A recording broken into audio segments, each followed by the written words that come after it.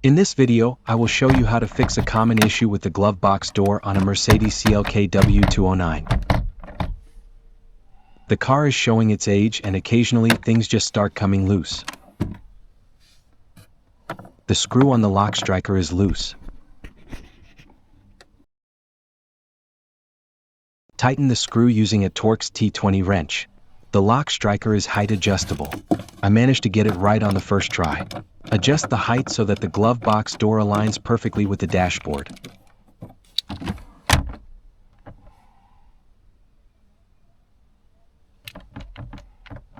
Next, you need to adjust the rubber bumpers. Make sure the door closes easily but at the same time holds firmly in place.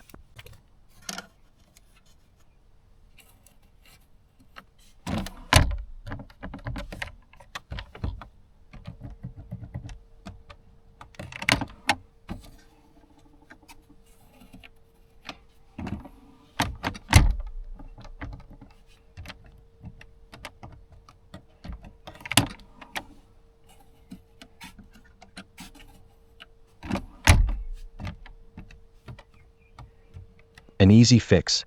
Thank you for watching.